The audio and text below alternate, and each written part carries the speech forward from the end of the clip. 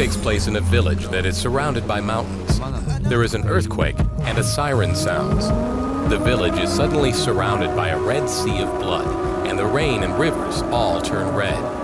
And it brings kind of horror and death and a sense of mystery to the inhabitants. The people who live there take on an appearance that becomes less and less human. They turn into what's called shibito, or living dead. What you have to do is kind of survive against these shibito and find your way out of town. This game shows events that happen over 3 days, involving many characters. Different characters have different feelings or patterns in various situations. This is just like the real world. There's something in the air. There's 10 playable characters in the game. Each of these different characters contributes something to unraveling the mystery of what happened to this town. As you play through with a certain character and you've completed a mission, it'll show you on the Link Navigator how you're progressing through the game.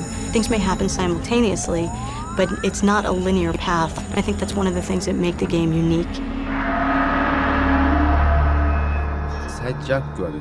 Sightjacking is affected by the Red Sea and allows the living dead to be able to see and use other people's sight. Using sightjacking, a player can see what his enemies are seeing and to discover their patterns. With such important information, a player will be able to solve the mystery or plan strategies to escape and survive. And one of the cool things about the feature is actually you can assign what you've seen through their eyes to certain face buttons on the controller so that you can come back to them as you're navigating through and keep cross-referencing where the shibito are. The game is a very serious game because the way that it's set up, you really can't see what's in front of you, and so being able to see through somebody else's eyes gives you so much more information to work with. This game does not show where you are in the map. It's like orienteering using only a compass and a map. You're in the same situation in the game, but in a horror environment. I wanted to have players develop their imagination in this game. Like sightjacking, maps are probably the second most important tool that you have to use as a player. It gives you a clear idea of what your surroundings are, where the shibito may be in reference to you, and then how you evade them a little more stealthily. This game is unlike most of the survival horror action games that we've seen out there in the past. It's not kind of a slasher game where the objective is to just button mash. You really need to think about what your next move is. This is not an action or splatter horror game. I spent a lot of time making sure that the fear builds slowly. In this game, you have limited bullets in your gun. If you use them all, you won't have any left. I tried to make the game real, so you have to think. I also spent a lot of time making the story and setting accurate in order to make it realistic. We traveled all over Japan and talked to many people and viewed locations to add texture to the game.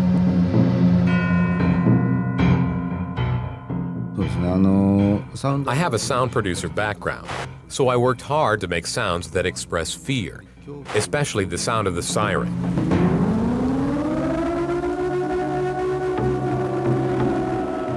It has to attract people and pull people. It has to grab people's attention. The red water is the key in the game. As the red water goes into the body, the player becomes less human. The water is very addictive. It has healing power, but with danger. The incident that happened to this town is kind of based on folk tales and folklore from various Japanese stories in the past, and I think in that way it accentuates this realism that this sort of thing can actually happen. What scares human beings is not knowing where you are or what is happening to you for 3 days. One of the scary things in the game is you are not shown in the map. Although the map is very elaborate and has good information, the game obscures the map by adding fog to it. That makes the game more realistic. Don't go for broke. Don't get into fights right away. You have to use your imagination as a viewer first. You should think hard about the game and plan how you will play with the items you have right now. Use the map. Orient yourself. Know where you are. Definitely use sightjacking mode. You can't really survive the game without it. don't act foolishly. Making a break for it and running isn't gonna get you where you need to go because most likely you'll get spotted. So take your time. Study the patterns of the Shibito. Some Shibito run fast or have guns. You have to be aware, especially of snipers. They shoot from a far distance, so you have to use the sight jacking to escape from them when they look the other way. I think the coolest part about Siren is it's very innovative. It takes a survival horror game and almost redefines it, making this game different, making this game really cool. You play so many different characters and you have such a sense of different perspectives, and every character kind of has a purpose in the game. I think that this all contributes to just a different feel. You need to rely on sneaking and hiding and real stealth to get past and to survive. There is a fear that other games do not have. That's what I wanted everybody to notice about this game. It's not easy to talk about your scary experiences.